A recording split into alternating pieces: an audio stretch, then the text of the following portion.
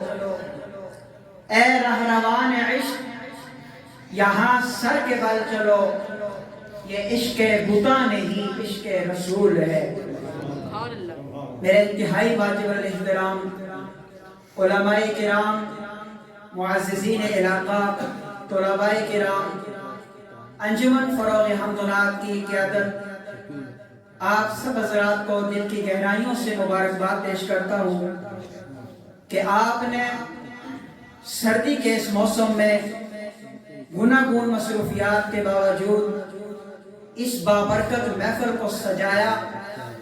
صرف اس وجہ سے سجایا کہ ہم سے مصطفیٰ کریم صلی اللہ علیہ وسلم راضی ہو جائے اور ان کا خدا راضی ہو جائے، ورنہ آپ دیکھ رہے ہوں گے گھروں میں لوگ ہیٹر لگا کر گرم بستروں میں آرام کر رہے ہیں، مگر آپ خوش نصیب ہیں کہ جن کو اللہ رب العزت نے توفیق عطا فرمائی، آپ کے اوپر اللہ نے محبت کی نظر عطا فرمائی کہ آپ کو سردی کے اس موسم میں اپنے گھر میں بیٹھ کر اپنے حبیب کے تذکرے سننے کی توفیق عطا فرمائی۔ میں اللہ کی ذات سے قوی امید کے ساتھ یہ بات کہہ سکتا ہوں کہ قیامت کا دن ہوگا، یہ سردی کی ٹھٹھرتی ہوئی رات آپ کو کام آئے گی، جہاں پر یوم یفر المرء من اخیہ و امہ و ابیہ و صاحبتہ و بنیہ لکل امرئ منہم یومئذ شأن یغنیہ، سب آپ سے بیزار ہو جائیں گے، وہاں آپ کو یہ آج کی رات یقیناً کام آئے گی۔ بہت مبارکباد کے مستحق ہے، چند لمحوں میں آپ کو شان مصطفیٰ سنا کر حاضری مکمل کروں گا۔ میرے بھائیوں، جب اس کائنات میں کچھ نہ تھا، یہ زمین نہ تھی، آسمان نہ تھا، ہوا، فضا، خلا،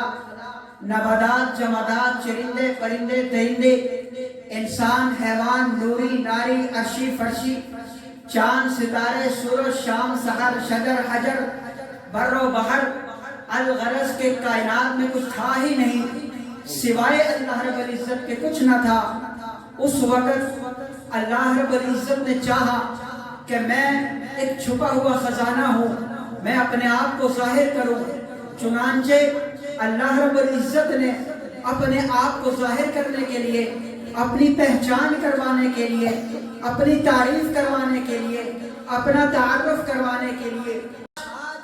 محمد رسول اللہ صلی اللہ علیہ وسلم کو ماننے اور چاہنے والے لوگ شادیوں کے اندر، فوتگیوں کے اندر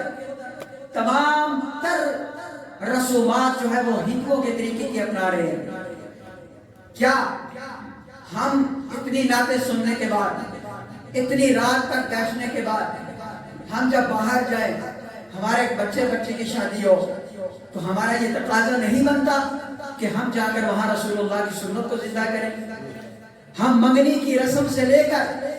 بارات کی رسم تک ساری کی ساری ہندوؤں کی رسمیں کرتے ہیں، اور پھر عشق رسول کے بڑے بڑے نعرے لگاتے ہیں۔ کیا یہ دوغلا پن نہیں ہے؟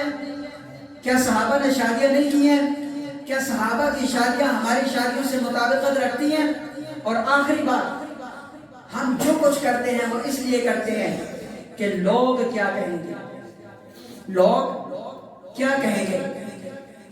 اللہ کے نبی فرماتے ہیں لا یؤمن احدکم ان یکون احب الیہ من والدہ وولدہ والناس اجمعین، تم میں سے کوئی کامل مومن ہو ہی نہیں سکتا جب تک وہ اپنے ماں باپ، بہن بھائی، اولادوں سے زیادہ افضل اللہ اور اس کے رسول کے حکموں کو نہ رکھے۔ قرآن پاک میں اللہ فرماتے ہیں قل ان کان آباؤکم وابناؤکم وازواجکم وعشیرتکم واموال اقترفتموها وتجارت تخشون کسادها احب الیکم من اللہ ورسولہ۔ ہاں، لوگ کیا کہیں گے؟ اللہ کا قرآن بھی یہی کہتا ہے، جن لوگوں کی خاطر تم اللہ اور اس کے رسول کو چھوڑ دیتے ہو، اللہ کے محبوب بھی یہی کہتے ہیں، تم لوگوں کی خاطر اللہ اور اس کے رسول کو چھوڑ دیتے ہو۔ یہ لوگ کیا کہیں گے؟ آج دنیا کے اندر یہ لوگ کہیں گے انا للہ و انا الیہ راجعون۔ جب مر جائیں گے لوگ کہیں گے انا للہ و انا الیہ راجعون، اور قیامت کا دن ہوگا، یہی لوگ، یہی ماں، یہی